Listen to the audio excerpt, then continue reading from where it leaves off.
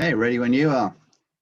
Okay, welcome everybody. This is the third priority for the Climate Commission evidence gathering event.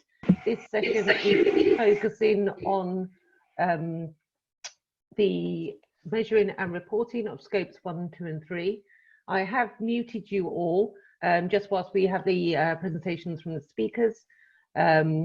And the session is going to be recorded and it will be available on the website afterwards. If you do want to ask a question, please use the chat function or just unmute yourself. After all the presentations from the speakers, we will open the floor to any questions then. In the meantime, I'm going to hand over to Jim Longhurst, who's going to chair this session. Thanks, Jim. Thank you, Fiona. Welcome, everybody. Really grateful so many of you have been able to join this session. As Fiona said, this is going to be looking at that really important issue of carbon measuring, carbon reporting. How do we understand those numbers? And more importantly, what do those numbers help us do in terms of minimizing and ultimately reducing to as close as zero the sector's contribution? As I hope you noted in the documentation that was circulated, we're going to be focusing on the HE sector today. We will look at FE in a subsequent event. For those of you who don't know me, I'm Professor of Environmental Science at UWE, where I'm also Assistant Vice Chancellor, and I've got the pleasure of being the Climate Commissioner for the EAUC. So really looking forward to this afternoon's session.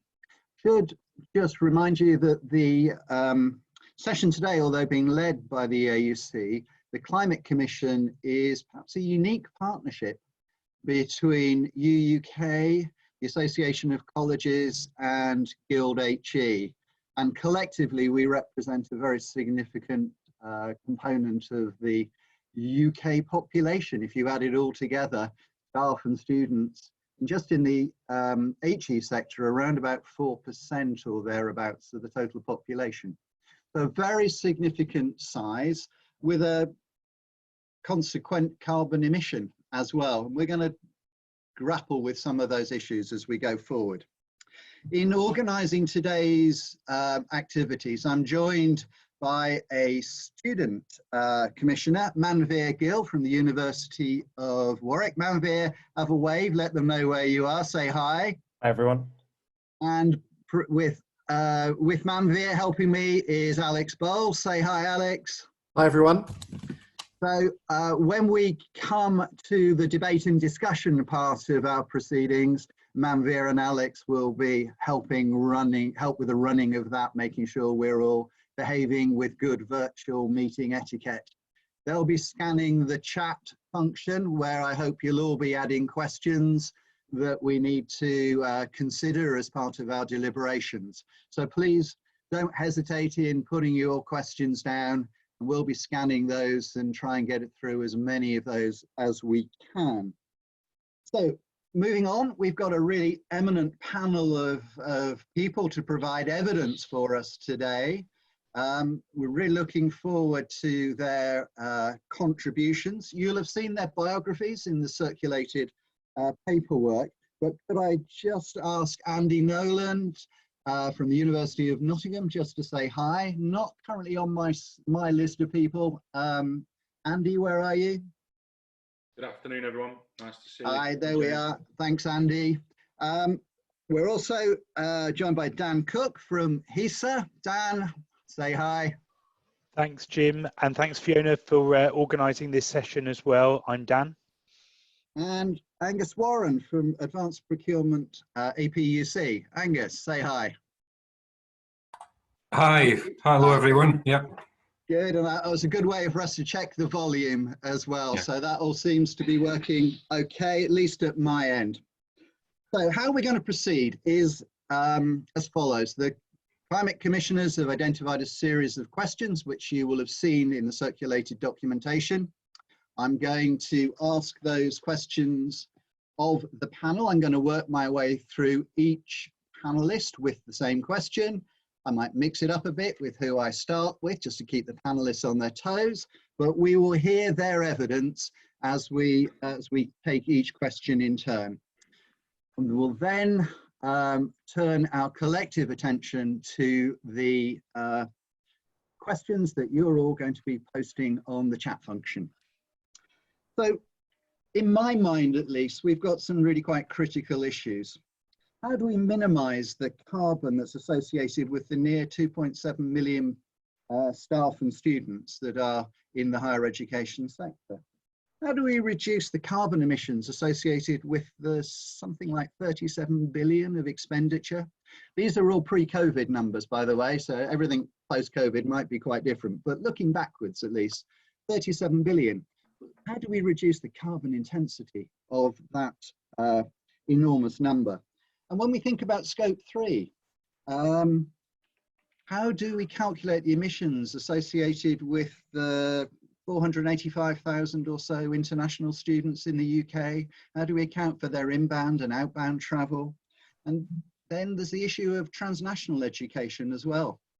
693,000 students studying for a UK award in many countries around the world, and they all are part of our scope 3 emissions. So lots of problematic issues for us, and many institutions have made very bold commitments to get close to zero by 2030 in some cases, and in some cases a little later, but all of us have to do that by 2050 according to the UK government position. So big questions, big challenges. Delighted that we got 3 such eminent contributors. So thinking then about our questions. Andy, I'm going to start with you, and then I'll come to Dan, and then I'll come to Angus. So are you satisfied that scope 1 and 2 reporting protocols are sufficiently robust for our intended purposes? Andy. Okay, so thanks, James. My role here really is to try and represent particularly the Association of University Directors of the States, and I'd like to think that the relationship we've had with HESA over the last few years has really encouraged our members and the universities more broadly to be committed to this. And I think it's the territory that we're most comfortable in. But there are some questions, I think, and some challenges that we need to think through. In particular, I think over the last 10 years, the university sector and ORD's membership has made some quite impressive inroads overall into scope 1 and 2 emissions.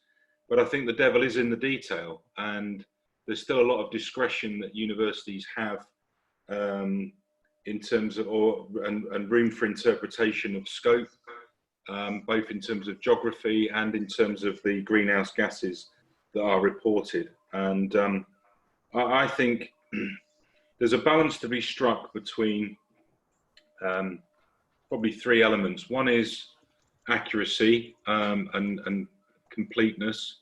I think there's a balance to be struck between alongside that about the capability and the capacity we've got to do that, and I think that's a very real issue now, and it's going to be probably an increasing issue kind of post-COVID. And then I think there's the kind of the third element, which is around the stakeholder expectations, and to what extent should we be reporting that. So I think we'd always welcome consistent guidance and clarity on scope, and then I think there's a huge amount of trust in terms of how some of this stuff's reported, and I don't think that's large. I think for the most part that hasn't been abused, but I think there's always a balance to be struck between the integrity of the data, the amount of time and effort it takes to capture it, and the benefit you get from that, that sort of sliding scale of accuracy. So I think the estates directors community in particular really is really committed actually to the scope 1 and 2 stuff that we've been doing and the stuff that we're going to be doing going forward. Okay, thank you, Andy. Dan. Okay, thanks, Jim. If I can just start by echoing what Andy's just said, we at HESA feel much the same way about our relationship with Ord. It's been very long-standing, very productive, and long may that continue to be the case. And I'd agree with everything else that Andy said as well. In terms of satisfaction with the protocols, so what we see is that we've got scope 1 and 2. The attributes are well defined in the HESA collection. They conform to the relevant government standard, which I think is called SECR, S-E-C-R. And the level of data return that we get is very, very high. So we get almost complete data across all of the institutions that submit any kind of EMR data to us. That's estates management record data, no matter where they are in the UK. And that actually includes in Scotland, where there is no binding mandatory reason why providers have to return data to us. Although they have to return similar data elsewhere, they don't have to return that data to us, but they still do so. So that's a really, really good sign. The data items around scope 1 and 2 at quite a low level of granularity. So there's a kind of total figure, but then you've got scope 1 and 2 broken down by different kind of energy types. Those have been mandatory for institutions in England, Wales and Northern Ireland for quite a long time. While this situation has persisted up until the latest data, the 1819 data, and it's, as far as we're aware, going to persist in Northern Ireland and Wales, the data in England becomes optional, and you may be aware that it's an optional return for institutions in England from 1920 onwards. And the reason for this, I won't speak for the OFS on this, but clearly the OFS is part of a new regulatory machinery. They have a different remit to HEFGI and different powers to HEFGI. And so their initial decision was that they can't mandate the collection of this data. It's something the sector needs to continue to take an interest in for itself. So that's something that maybe you could ask OFS about a little bit more. Having said that, there's not any other part of the government that's mandating the collection of this data. And while we know that there's a lot of interest in it from government, no one sort of stepped forward to say, well, this absolutely must be collected.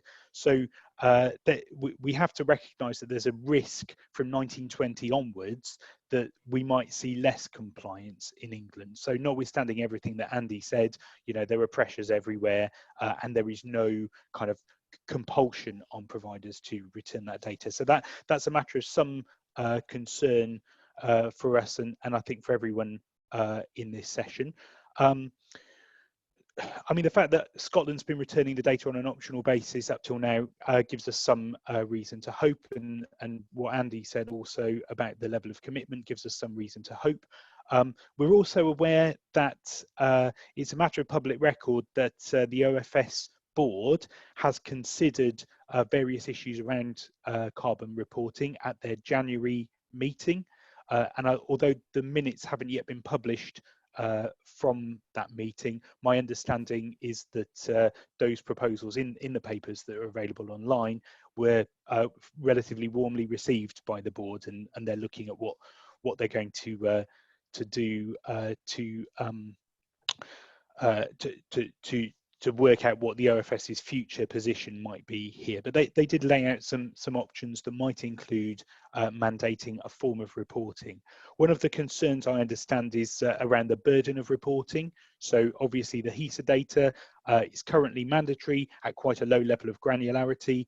There's perhaps a question about, is a top level headline figure better than nothing if the alternative genuinely is nothing? So we might need to ask some questions about what is an acceptable way forward in the future, and it would be great for this group to advise OFS on that. So right now there's some uncertainty, but there also there's also some hope a further mandation in future. One of the benefits of any mandation that the OFS might decide to make is it might include the much larger sector that's now recognised under the regulatory machinery in England. So we have a lot of what we used to call alternative providers. Potentially they could be included in some form in that reporting as well. So we could end up with better data out of this, but it's an uncertain picture. So I'll leave that there. Sorry, it's quite a long answer, but I think there's quite a lot of detail I needed to cover there. Hope that's helpful. Thank you, Dan. That was very helpful indeed to lay out both the past and the immediate current position. Angus, over to you for any other comments that you'd like to put in the mix. Yeah, certainly I'd agree with what's been said before. I think there's a bit of a challenge within the sector and beyond around awareness of what the protocols are. And there's also a significant risk from a robustness perspective of things dropping between the cracks, because it's often very unclear where people should put emissions. And because of the relative lack of Scope 3 emissions, people have tended to err on the side of if they think they might be able to be put into Scope 3, they put it there because then they don't have to report it. So there's a risk around there. I think there's also within the protocols probably not enough granularity over the things that might be causing emissions and what are low emission and high emission versions of the same thing that you might have within the campus. I think there's also potentially a disconnect between the greenhouse gas protocol in organisation and people who maybe have a more independent view, like the IPCC. There is some skepticism around the greenhouse gas protocols because they're funded by people like fossil fuel industry, etc. So that in itself could lead to a degree of skepticism or maybe not public confidence in some of the protocols around that. So that's really, in relation to the robustness of protocols, that's really all I wanted to add to what's been said already. Okay, well, colleagues, thank you very much indeed for that very helpful start. Again, Andy, if I could come to you with the big question then of Scope 3. I think from what we've heard, and notwithstanding the current uncertainty about mandatory optional reporting that may or may not be the case in England for future years, but thinking about Scope 3, which is by far the least developed and the least understood element of carbon reporting. Andy, what's the challenge here? What's the challenge that's stopping us getting to a more consistent measurement and reporting from within the sector? Okay, I think this is the this is and has been the elephant in the room for some years, to be blunt.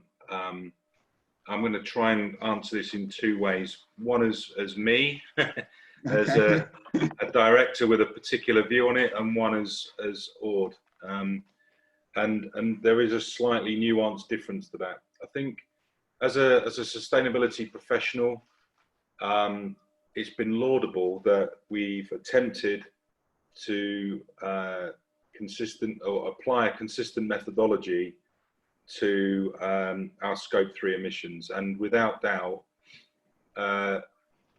not tackling our Scope 3 emissions is just not acceptable.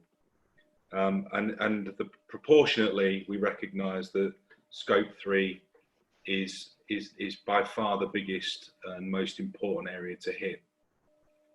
So I actually think, you know, the sector has tried to take an approach which is flawed, but does help give some indication at an individual institutional level about the relative opportunities for improvement of performance and relative scale of impact.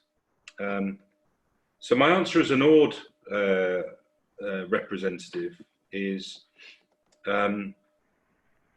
probably comes down to something a bit more prosaic, really. Firstly, directors of estates have probably in the past pushed back on their responsibilities around Scope 3 and have said these are things over which we have little control.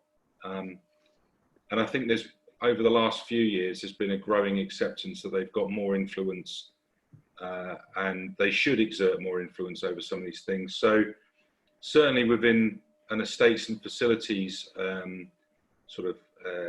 scope, you've got travel, transport, material consumption, waste, water.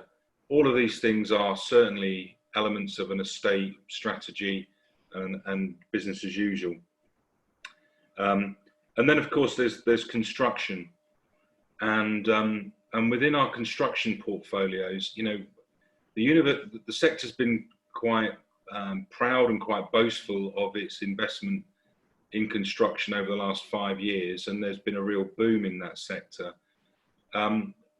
None of which has really been adequately captured as a result of a flawed methodology, and that really is masking perhaps the overall performance of the sector. However, we've all got examples in our universities where we have done very detailed analyses of the embodied carbon and the lifetime carbon of buildings through construction phases and through lifetime, so we've all shown actually that there are methodologies out there that we can adopt and use to demonstrate good practice. But it's not a consistent request. It's not something that we apply to all buildings. It's often used really to demonstrate where there's exemplar projects. And, you know, a lot of universities do have those exemplar projects. So I guess the challenge is, it feels like in many ways we've got to go back to some fundamentals here, is that the methodology, we need a methodology that is balanced, as I said in my earlier comments, with scope 1 and 2, that's proportionate. But actually there may be some areas that we want to focus in on more. So there's about 15 areas across scope 3. There are some that are easier to measure than others. There are some that we can apply more consistent approaches for calculation and verification. And I think we should try and push on those areas if we can. Certainly, at the moment, I feel that the methodology's failings are undermining efforts to actually tackle scope 3. And if we can settle on an agreed methodology, however imperfect that might be, it obviously needs to be better than the current methodology that we adopt. One that doesn't really take into, it's not, the granularity isn't there. But if we can land on a methodology, I think there's only great opportunity to improve performance, transparency and consistency across the sector. And I think not only can that improve what we're doing as a sector, but that can be transferred across to other sectors as well. Thank you, Andy. Angus, can I come to you to respond to this scope 3 conundrum? Yeah, absolutely. Yeah, I mean, in my opinion, I think the key thing is that we need to, at the moment, obviously we've been relying on a tool, which is the only thing we've had up till now, which is based on spend. And for some of the primary impact areas of climate change, that really doesn't work, and it doesn't encourage change to lower emission versions within that same category of spend. I think it's key that we agree that what the tools and measures are that are acceptable for what we call the primary impact areas of climate change. And we have a solution that's suited for each of these, but we're not going to have a one solution that's going to deal with this. Having a single tool won't work. So, I mean, we identified about 7 areas of that, but we think that several of them, if not all of them, will need slightly different solutions. But the key is that then, once we identify a solution to measure in each of these, or to get somebody else to measure them for us, then the whole sector ideally would use that same approach. So obviously we've got things like food. We've got the tool which TUCO has been working on developing, so that might be one that can be exercised and used within the sector itself. There are other areas that might be more appropriate, things like ICT, to have the industry, the supplying industry, to do the work for us, provided there's a common set of measures that they're using, and there's the right level of scrutiny applied to the information that they give. I think that we have to avoid going for perfection as well, because we've got about 8 or 9 years left to do something about this before it's too late. So we need to just use the best we can get, but something that does have that different granularity on what the impact is, not purely on spend. There is a tail of things which really don't demand huge effort, and there's also some things that genuinely do have a correlation between spend and the emissions. And for that, then the HESA tool still has its place, I think, going forward for the sector. But ideally for the areas like energy, food, construction, ICT, travel, labs, maybe even furniture, they need unique solutions, I think, that we can agree as a sector to use, but which don't purely work on spend. It needs to be something cleverer. And again, each of them are probably going to need a different solution, which obviously there's some work already started on doing that. Okay, thank you very much, Angus. Dan, any thoughts to add into that mix? Yeah, certainly. So I think the first thing that I probably ought to say is a disclaimer. So HESA are data collection experts, but we're not necessarily experts in every aspect of the data that we collect. We collect an incredible breadth of data, but we rely on professionals in communities of practice to help us come to an understanding of what's the right standard to apply in any given area. And it seems to me that there's an elephant in the room discussion that's going on now. It's really welcome that that's happening. I think HESA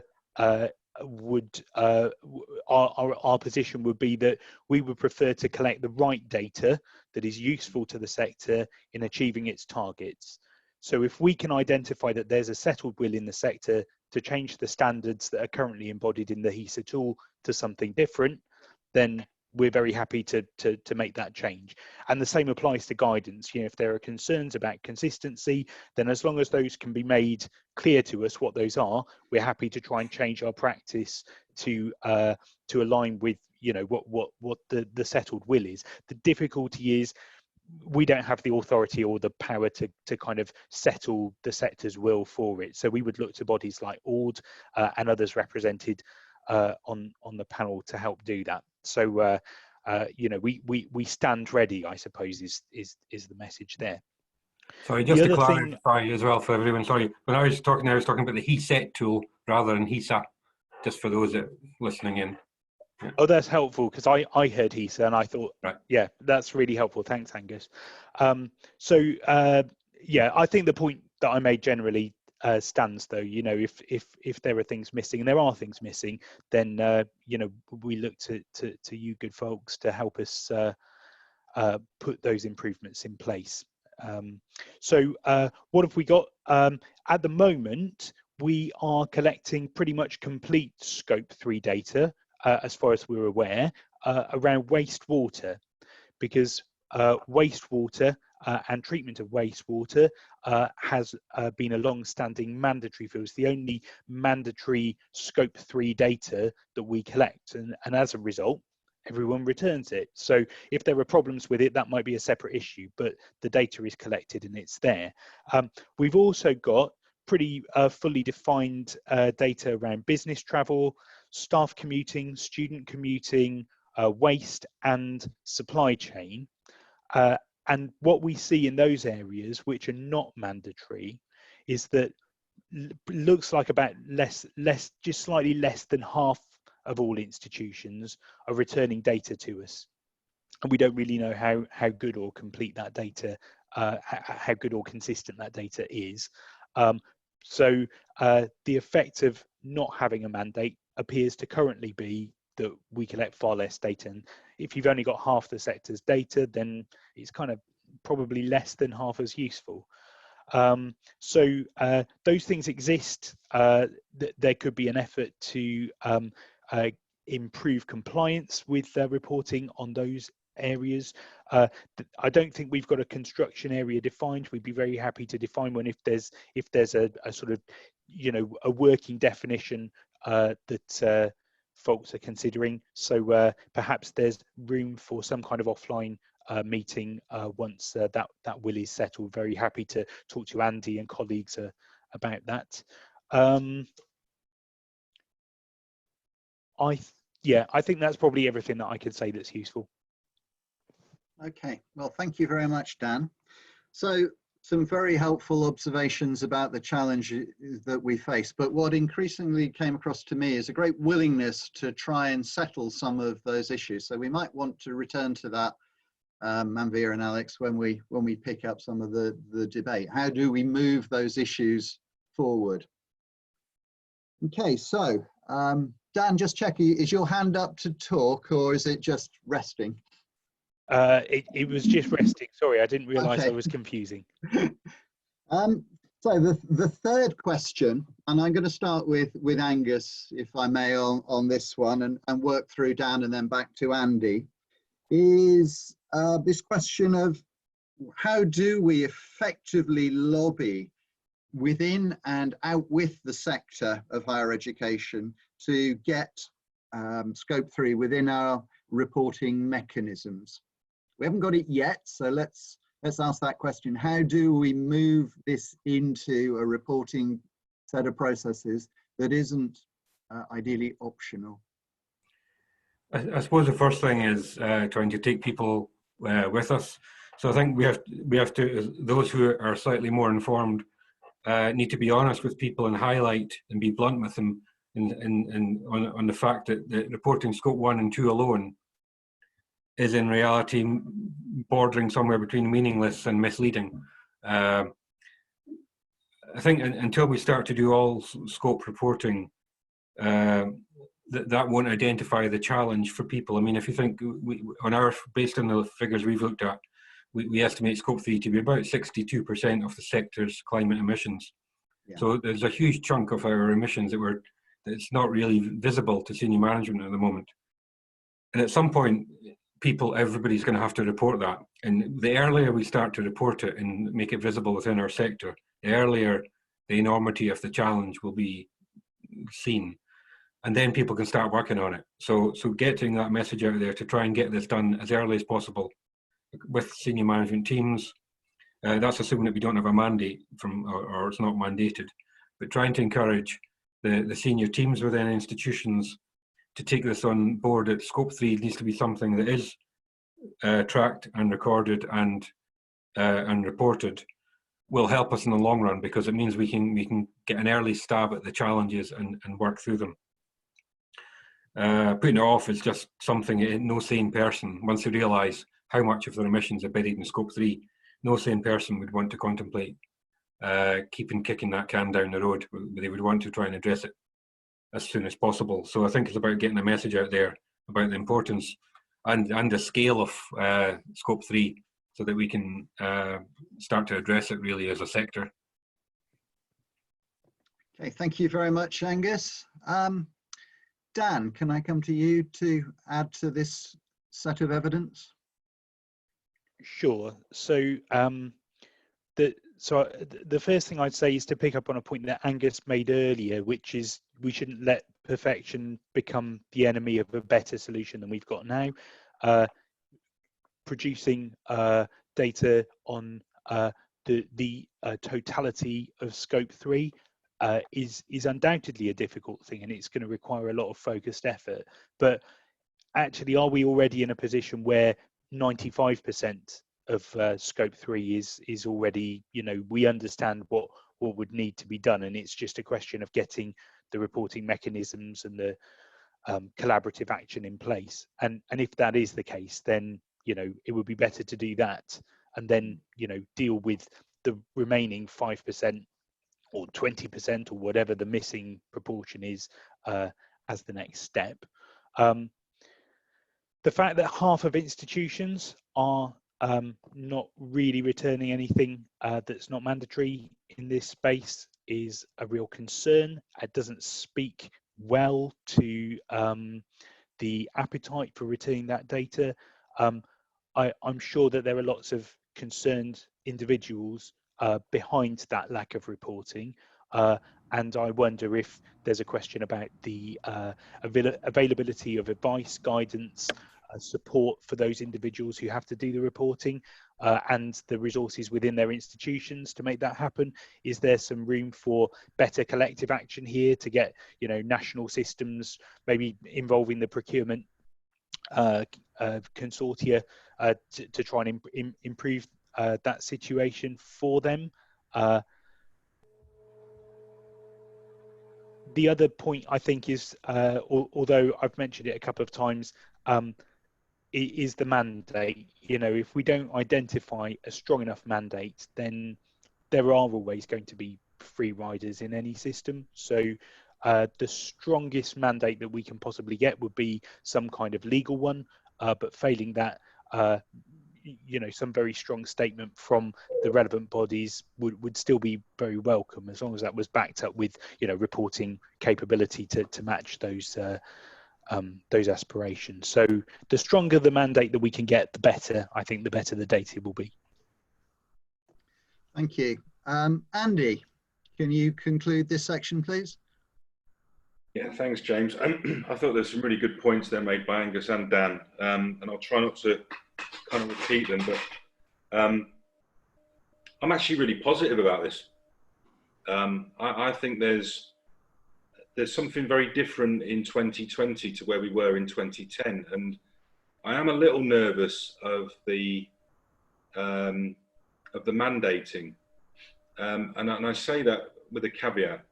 If you go back to 2010, HEFCE kind of mandated quite a bit, and then kind of set out carbon management plans that were largely around scope 1 and 2, to be blunt.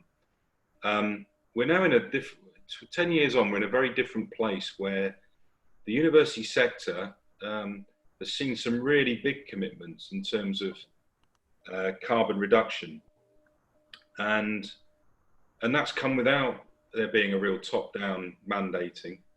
It's come because there's been increasing upward pressure from students. It's come because society's awareness of the need to tackle carbon emissions has been much clearer and much stronger.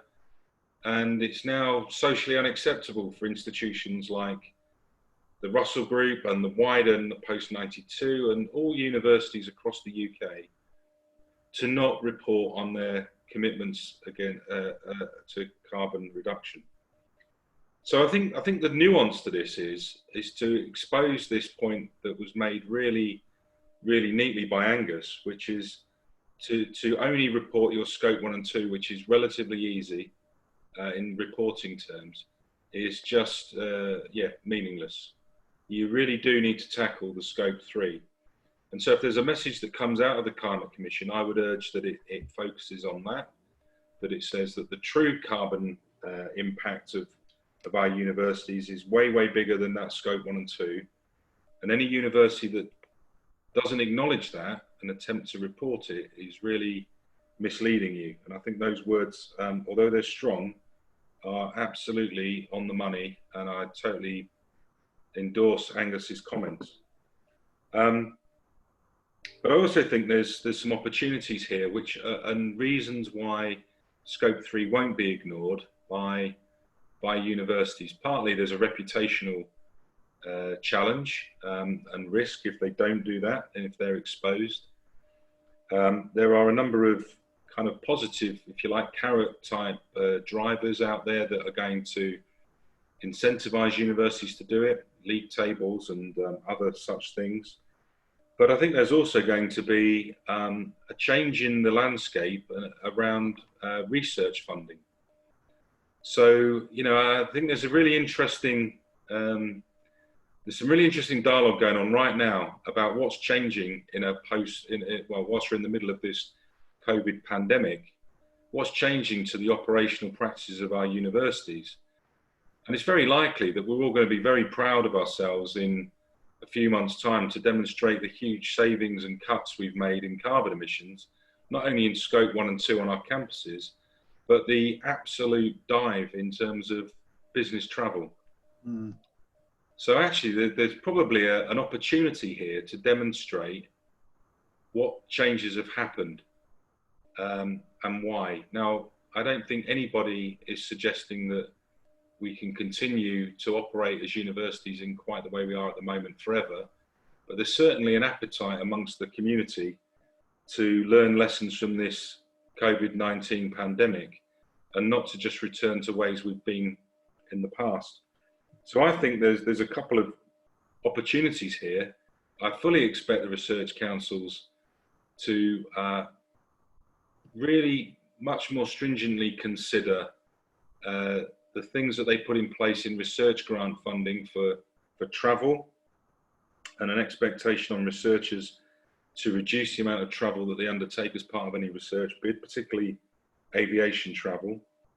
I also think there's a great opportunity here to build on the lessons that we've learned over the last few months, literally the last few months, in terms of alternatives to the high levels of consumption and movement that we've experienced in the past. The point that was made by, I think Dan made it, around half the institutions not returning data. I think there's a bit of a caveat to that. Okay, so why aren't those returns coming in? I suspect it's a number of reasons. Partly the bureaucracy of it and the time commitment that is taken is often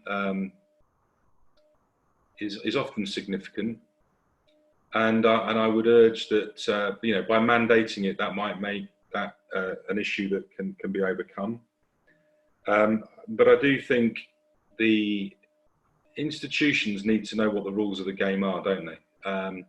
We've all invented targets that we're going to achieve, and if you look across the landscape of the UK's universities, it's very hard to compare apples with apples across our various different carbon targets for the next 20, 30 and 40 years up to 2050.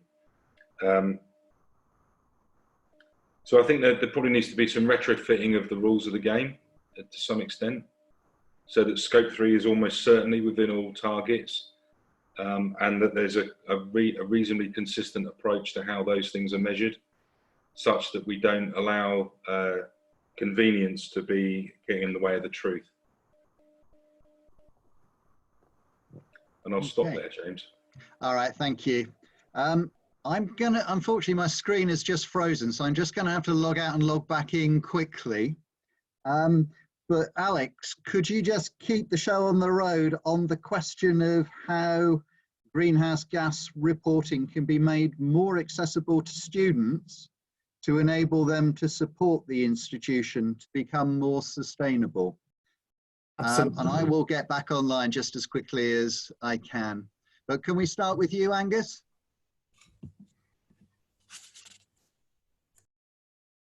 Yep, hopefully that's me unmuted now. Yep. Yeah, I think it's going to be about providing it in an easily accessible form,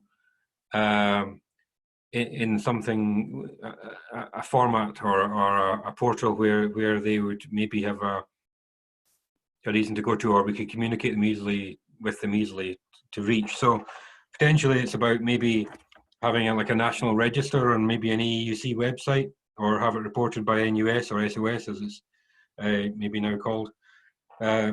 Something on a small, dedicated, bite-size sub-site of the HESA website, or even among like the funders, the main funders, office for, or the regulators, Office for Students, Scottish Funding Council, Welsh Funding Council, etc. So I think somewhere it's a UK platform, a UK national platform, maybe even a wider one if EAUC has got a more international scope as well. Maybe that would be the ideal place, but certainly if institutions were to commit to reporting it on a single portal, or a set of portals that could be accessible to students, then yeah, I think that would be the ideal way to do it, and to get students on board in helping to encourage institutions to take it seriously. Thanks, Angus. And Andy, did you want to add to that?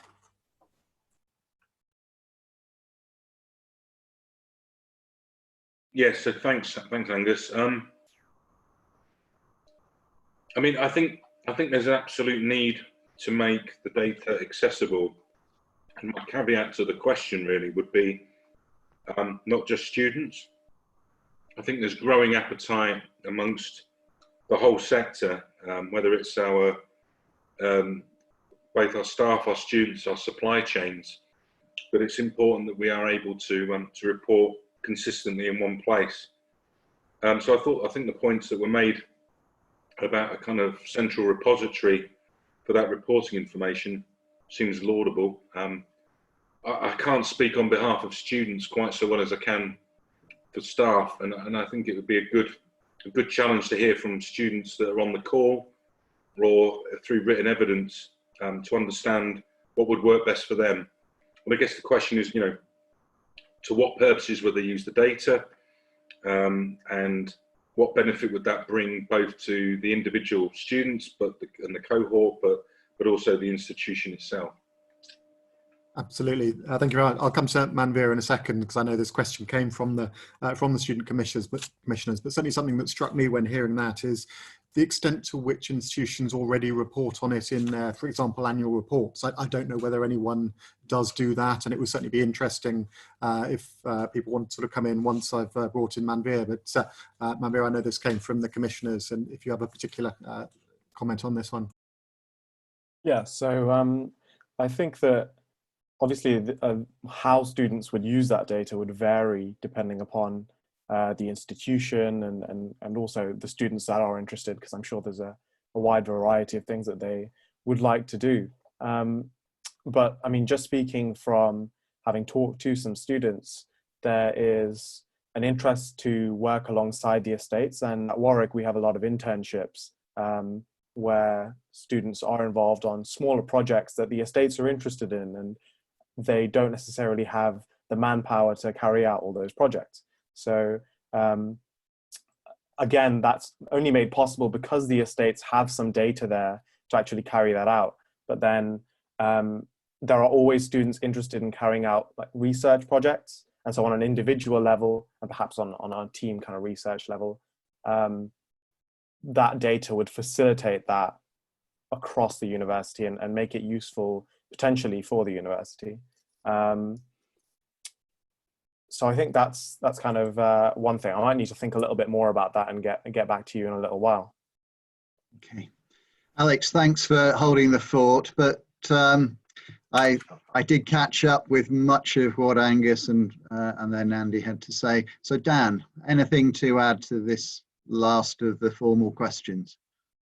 Sure. Okay. So the first thing to say is that HESA makes almost everything in the estate's data openly available under a Creative Commons license, and that can be used by anyone who's got an interest in it.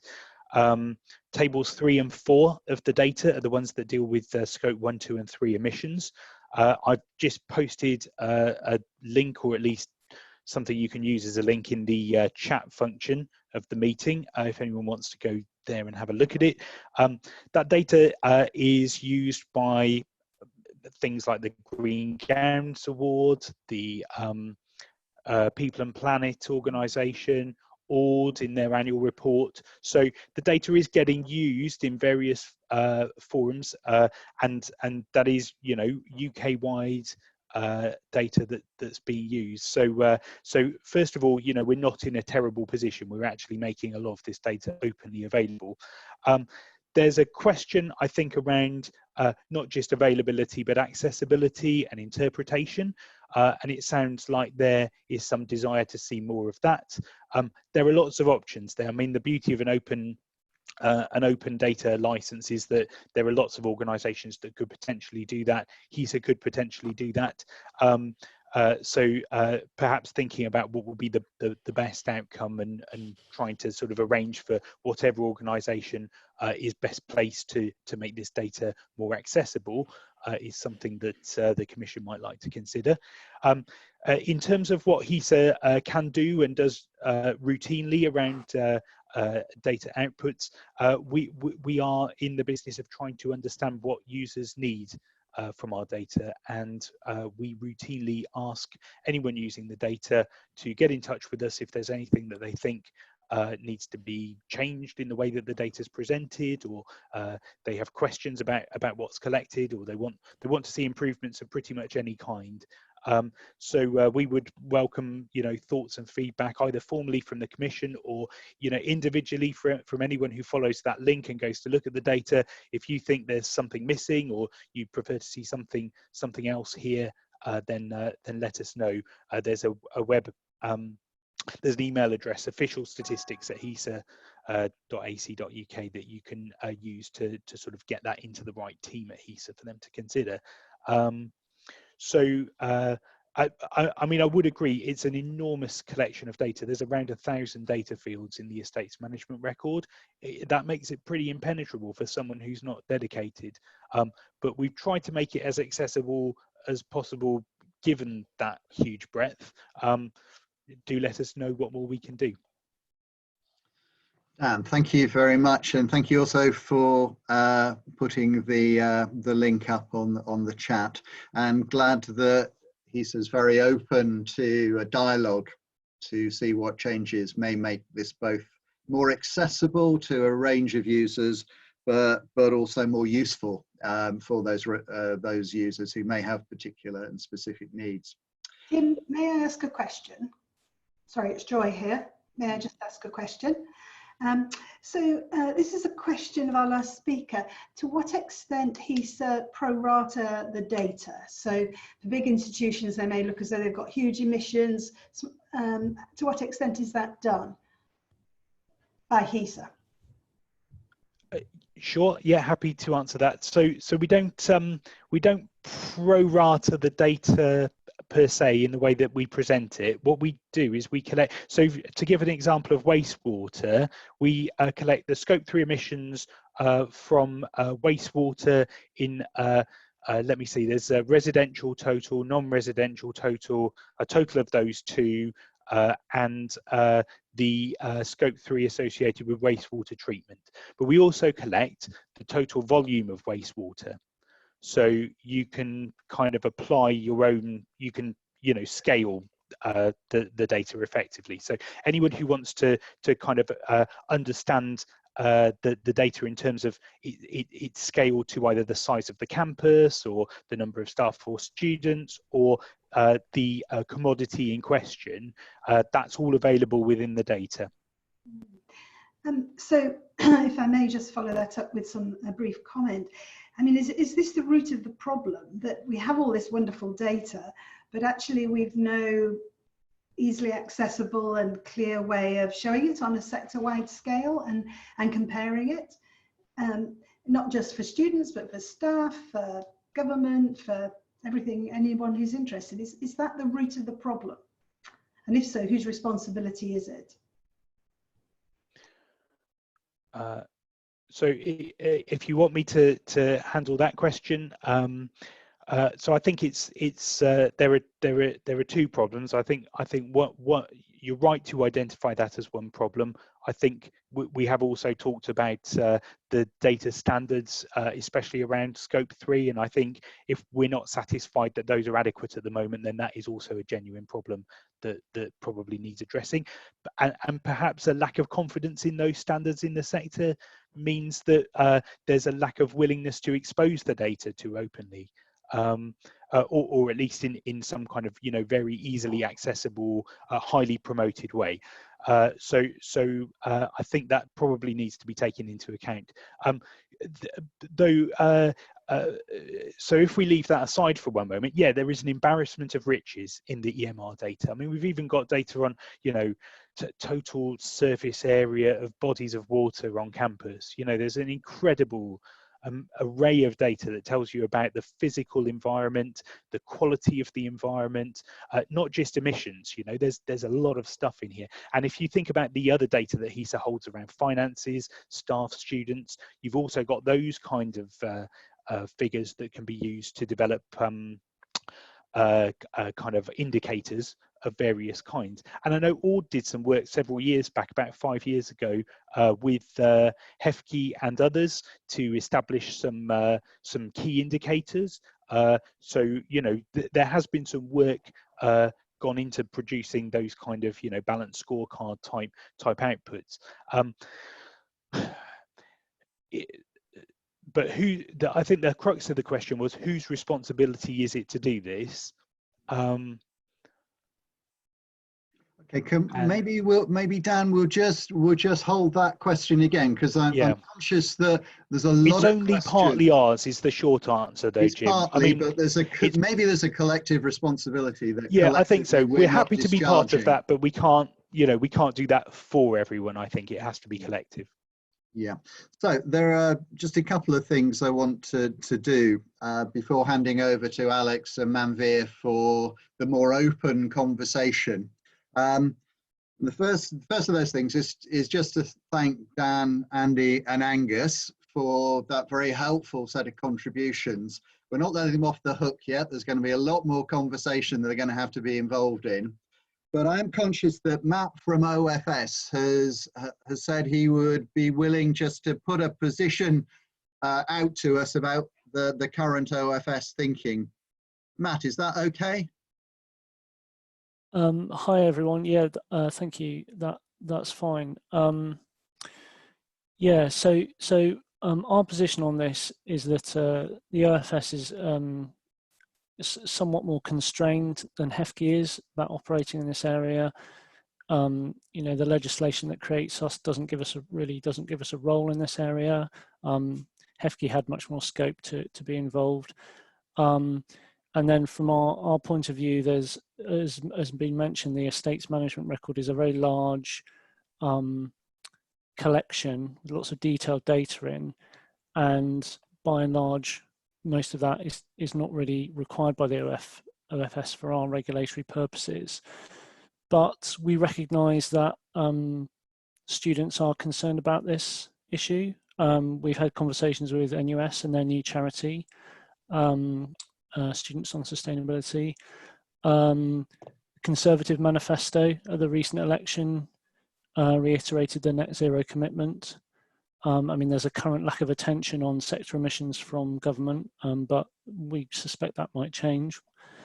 And then there was the UN climate change conference was planned for later this year. It's now been postponed, but we suspect there's going to be increased attention on emissions as a result of that. So the OFS does want to do something on this. We do want to be involved, and our board agreed some actions in January. So what we'd like to do is to put in place some sort of standardized data collection across the English sector, and the idea being that this would give transparency to students and to government about sector emissions, and that information collected in that would then either be published by us or perhaps by HESA, or we can just release the data to be used by third parties to present to others.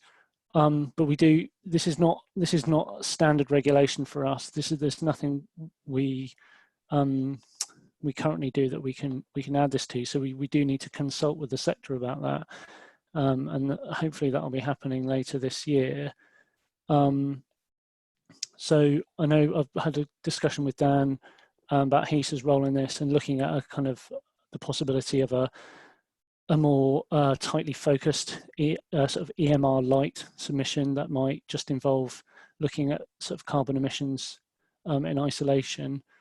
But I think, you know, that comes down to whether or not we think that the carbon collection data within the HESA EMR works at the moment or doesn't, and I'd be really interested to hear people's views on that. But yeah, but that's basically our position. So we would like to be involved basically, and to mandate some sort of standardized collection. Matt, thanks very much, and that's a very positive position to have shared amongst this group. I'm going to ask Alex and Manveer now to start picking up some of the questions that have come in through the chat. Thank you very much, colleagues, for putting lots of chat points up. I'm glad Alex and Manveer have been scanning those, and we'll take over for the next part. Thank you. Brilliant. Thank you very much. I'll just start by handing to Manvir, who I think wanted to add a little bit to his comment earlier about how we can ensure accountability for students. Then I'm just going to pick out some key points. But I suppose the key point for me is it's fantastic to have so many of you here. If you would like to contribute, to speak to the group, do just signify either directly to me in the chat, or just let us know in the chat. Otherwise, we'll sort of try and use the comments that people have already posted to help direct comments. But Manvir. So I mentioned kind of individual students and the work that they would like to do, but kind of building on the point that Andy made about the fact that we have reason to be optimistic that in spite of the fact that we don't have a mandate at the moment, there has been kind of a growing movement towards commitments by universities. And in line with that, I think that there's a lot of lobbying by students on this front to get the universities to be more accountable. And if students are able to come to meetings with university administration, which I'm aware that usually maybe a member of the SU is sometimes involved with those, with more data-backed claims, I think that there will be the possibility to strengthen that lobbying. But of course, that doesn't really solve the problem about how we make the data accessible. So perhaps that is the crux of this issue. But I'll let us move on to some questions now and some comments from other people. Brilliant. I suppose listening to the first question, I think what struck me most around scope 1 and 2 is that generally it felt that institutions felt that, broadly speaking, the data we have is relatively robust. Yes, there could be some tweaks, but generally speaking, it's pretty much there with where we are at the moment. And obviously Dan highlighted the fact that the EMR in England is about to become no longer compulsory. Potentially looking at Scotland, that may not be, the majority of institutions may well still continue to do that. But I suppose thinking about some of the practical things that we as a commission might be sort of looking to recommend, there are certainly some things around the EMR that are quite interesting as it does become voluntary, particularly for, as you mentioned, Dan, the fact that 394 providers are on the OFS register. So a large number of publicly funded HEIs will have been returning this data through HESA, but there are a lot of institutions that aren't currently doing that. And so how we can firstly encourage those providers that do currently do it to continue to do it, but how we could then encourage those providers that don't do it to do so, and then how that is reported in a way that is accessible, I think is key. And then picking up on Gavin's point around one of the challenges, particularly on scope 3, is actually that the difficulty is concerns about the robustness of it, as well as, indeed, you mentioned, Dan, in terms of the complexity of it. There's so much data out there. How do we do it in a translatable way, which is understandable to students and more broadly?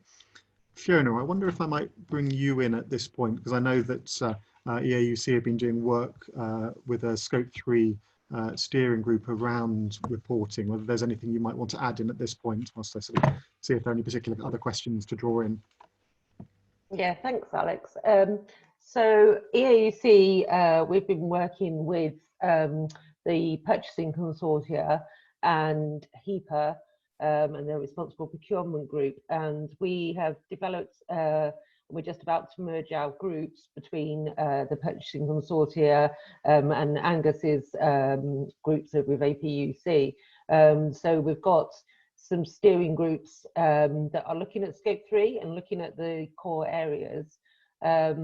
In terms of how we got to those areas, Angus did a bit of a data collection of the HESA tool to look at the sort of the biggest areas of impact, and that's how we've come to sort of the conclusion of what are the biggest areas. So sort of travel, food, IT, construction, etc.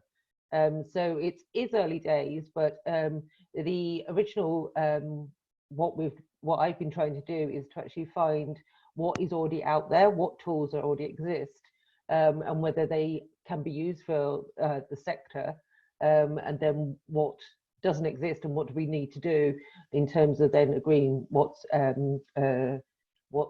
involved in collecting that. So, for example, as Angus has already mentioned, TUCO have developed a food GHG emissions tool. It's completely free to use.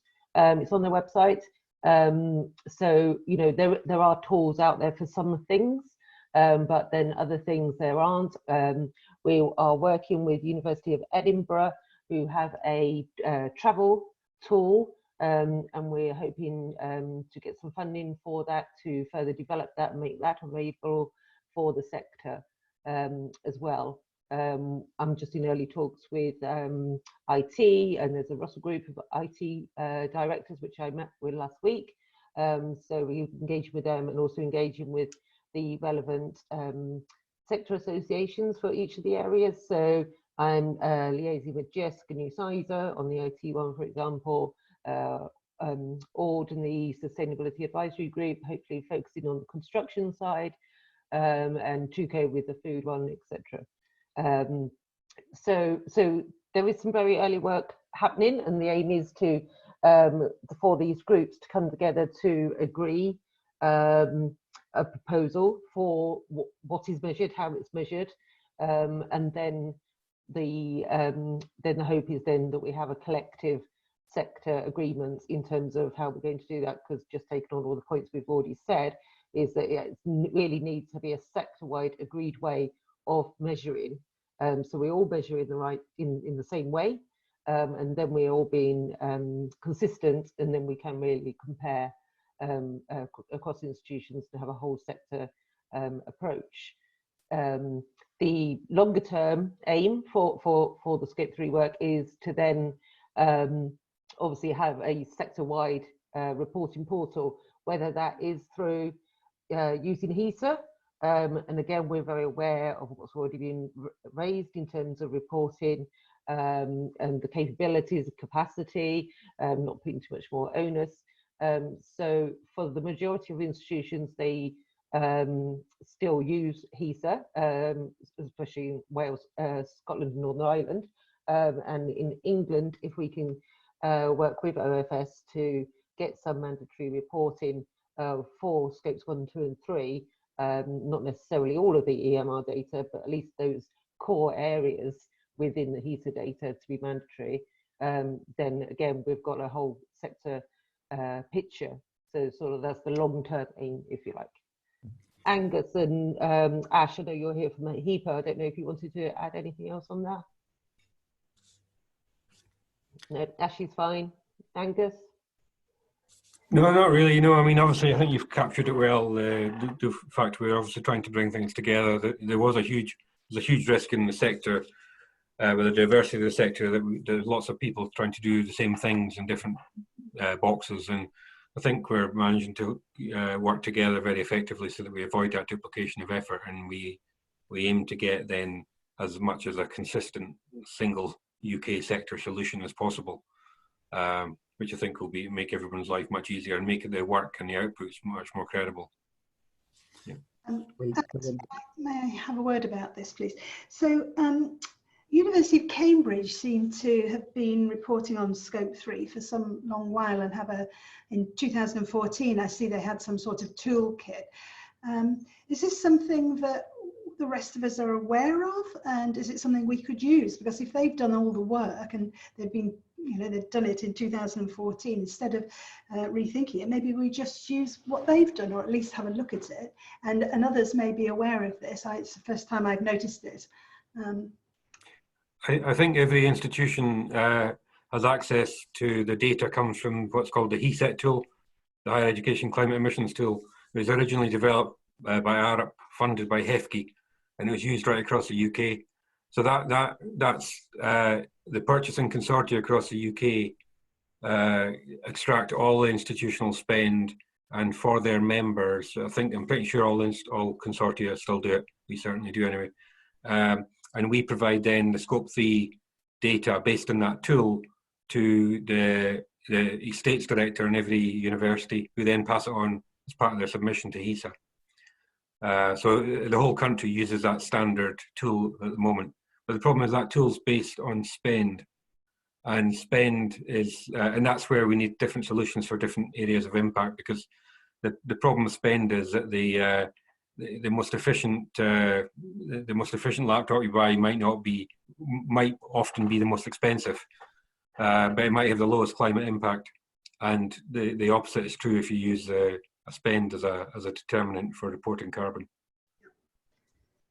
But it's available to everyone, every institution in the UK at least one time. I'm pretty sure it was mandatory at one point. I know that it's not now to report Scope 3. I was pretty sure, I don't know, 10 years ago, I thought it was a mandatory reporting item to HESA at that point, which is why I think there was a UK solution put in place.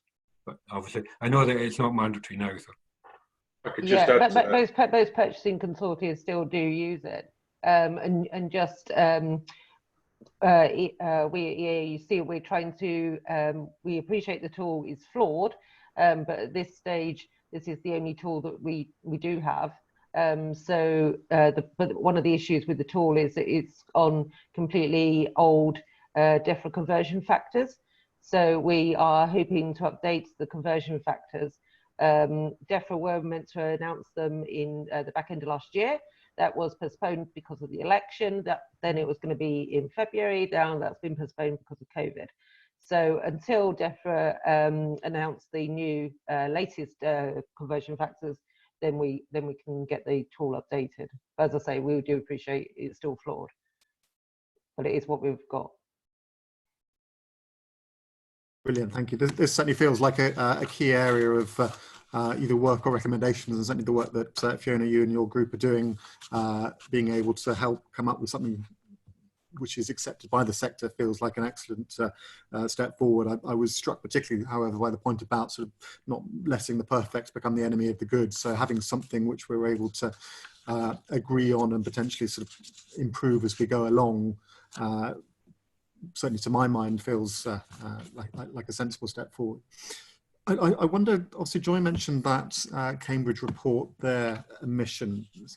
I wonder whether anyone on the call has particularly, that they feel are particularly good ways of presenting the information to that they have within their institutions. So whether that's directly through something clear within their annual report, whether that's direct reporting to students. Is there something that institutions think? Matt, I can see you waving. Matt Dunlop.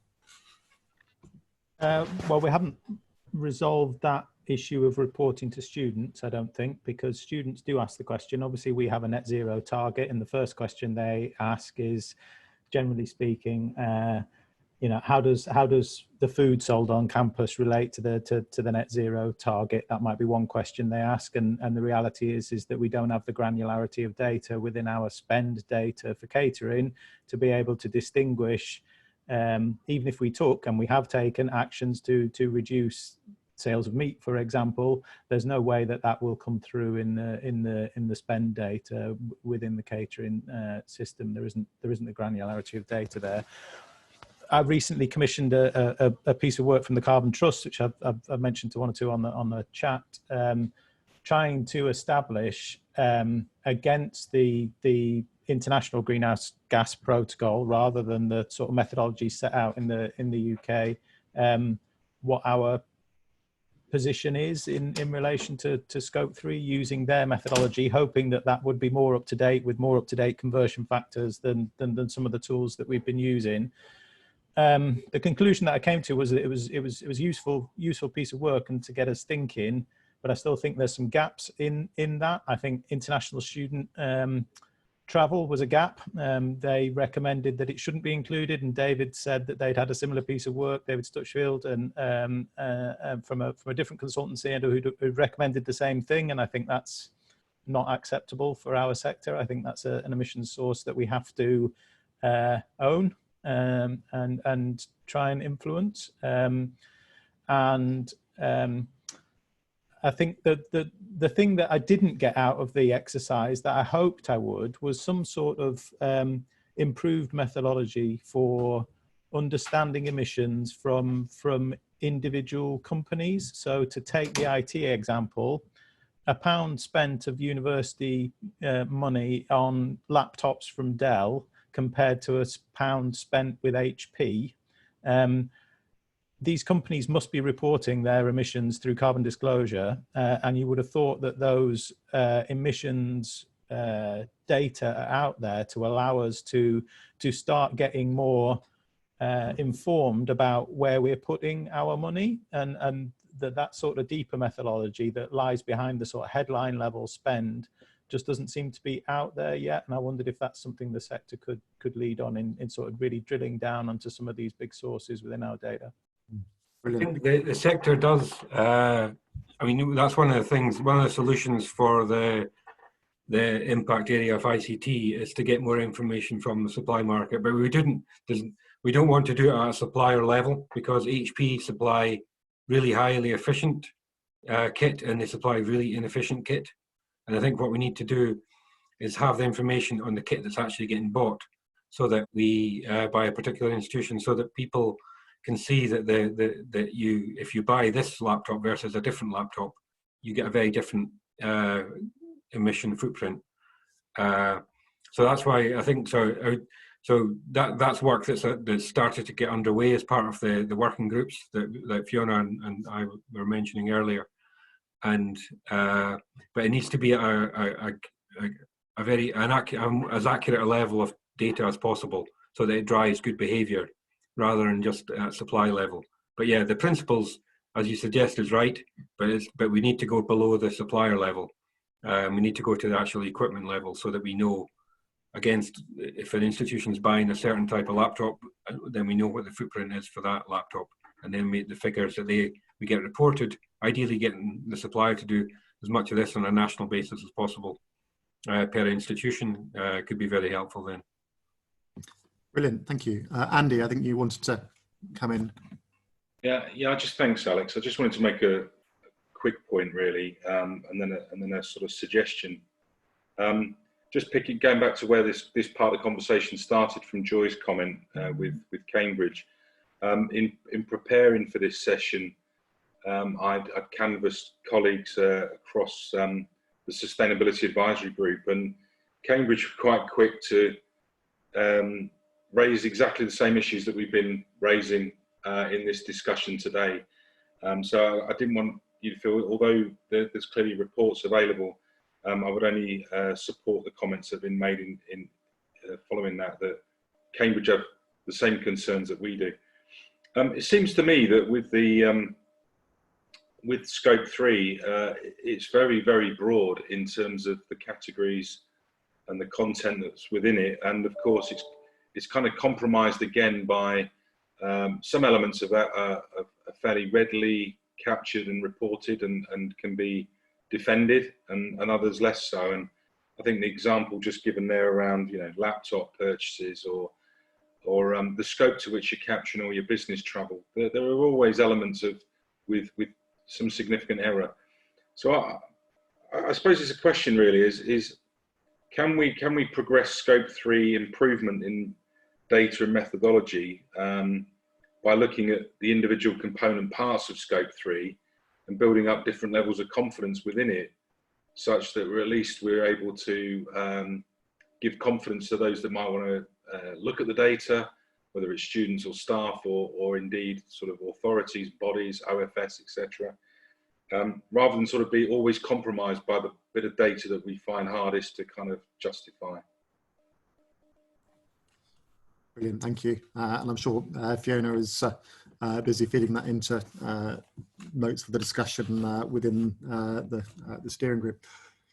I've certainly had a number of comments around sort of particular ways of reporting in Scotland that a couple of comments people have made. I think there was one from Jill, I think there was one from, can't scroll up in time, there was one from Aberdeen, and there was also the work that's in terms of including something about sustainability and procurement. I don't know if any colleagues from north of the border have any particular comments that they'd like to chip in at this point. I could comment on that. Mm. I'm Peter from the University of Edinburgh. I'm the procurement policy officer. So I could just mention a couple things. So one thing that I think is promising is the TUCO tool that Fiona mentioned. And the reason that is promising is because lots of our institutions work with TUCO, and they had a researcher develop the tool on updated conversion factors, we just had some students work on an older version of the tool and try to put our spend through that and come up with a, kind of, which would come up with a non-spend based, more granular work. And what they found is the tool needed everything to be in kilograms, and not all of our information was in kilograms, so there's a unit issue. But if we worked out bugs, like they found a really complex way to do the conversions. But if we worked with our suppliers, got the information in the format we needed, and then we all did that, then we'd have one section where we'd have at least better information to work from. Another example is we had the students work with us on diving into the GHG protocol, because that's a huge problem, is just a lack of carbon literacy and lack of expertise. And we don't have time to go through that. And then we pulled out language that we put in our labs tender, and that's come back. And that's not all information that we could necessarily report and aggregate. Maybe companies like Office Depot provide you in-depth carbon data. Maybe they're part of science-based targets or other initiatives. And what we need to do is find a way to get that information in a form that we could aggregate. And there is guidance on that. And we do have these forums that if we pick that up a bit. The last thing I'd say is on construction. And we worked with, through the Sustainable Scotland Network, we got in touch with Scottish Water, and they've been doing embodied carbon analysis on construction with weird pieces of kit where there's no conversion factors for about 8 years. And they found an 80-20 rule. So they found in their projects, there's 20, 30, 40 carbon intensive elements, of which the top 5 account for like 80 to 90% of the carbon intensity. And that's most frequently steel.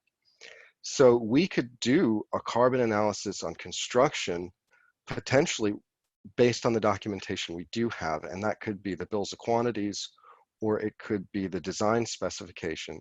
And you could leave out all the door handles and all the things that you don't have the complex or accurate conversion factors, and focus on cement and steel and a couple other items in the designs where, one, steel has by far the highest carbon intensity of any of these materials. Cement's high, but far behind steel, but it's really carbon intensive. But there's also really good conversion factors on that. And so the students that we had, again, this is outside my expertise, but they looked at that stuff and they were able to do a rudimentary analysis of the carbon impact of those two materials and all the different components, different types of slabs and beams and things on one of our projects, just based on the bills and quantities, not bugging the supplier.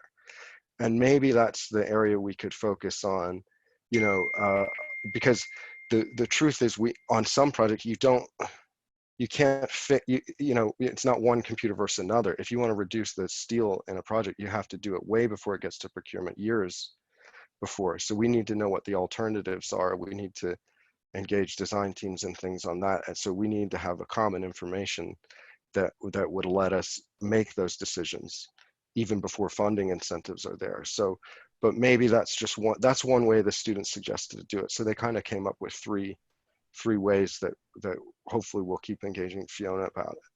Brilliant, thank you very much indeed.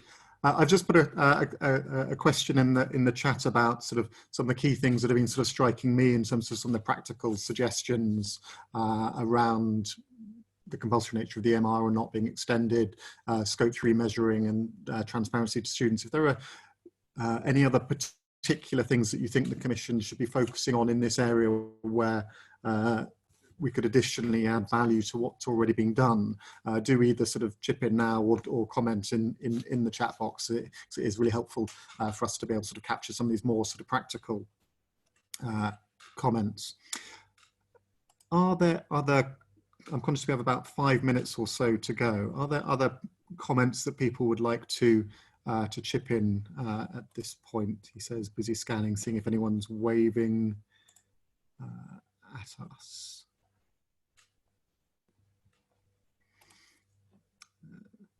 Can't see anyone waving.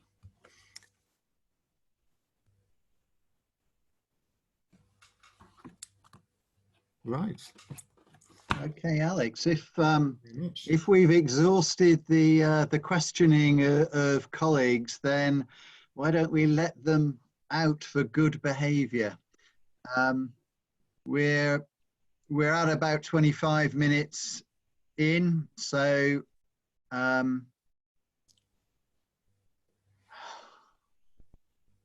sorry, sorry, I just had to go and take my dog away for a second. Can everybody hear me? I just have a question that's been niggling me right throughout this, and that is right at the beginning. Somebody said that the, what they call, the way that the reporting is done, the green protocols or whatever they're called, had some oil company interest. Could somebody just put my mind at rest about that just before we finish? There's a, if you look on the greenhouse gas protocols website, it gives you a list of the funders, and you'll find people like Chevron and such like on there as part of the funders of the activity. So I think my question is, should we be worried about this? Is there some vested interest that's causing this not to be appropriate, or is this not something that we should worry about? I think it's something we should be wary about, and just ensure that we the data that if we use data from that source, that we just need to be aware of any organization. I mean, it's a bit like a piece of research that's privately funded. Before you read the research and believe it, you need to know who funded it, and such like. So the same approach really. It doesn't mean to say that the data or what the outputs aren't accurate or valuable, but we just need to be aware of it, I think. Yeah, okay, thank you. Okay, so if there aren't any other questions, I'll just pause and make sure that isn't the case. All right, so we're probably at a point where I have to thank everyone for their participation. Andy, Angus and Dan in particular. Thank you for very helpful contributions. Thank you to Manveer, to Alex and to Fiona. Colleagues, if you have any other thoughts that you want to share with us, do contact us through the EAUC. The Commission will have a number of other events over the coming months. They're all detailed on the EAUC and the partner websites.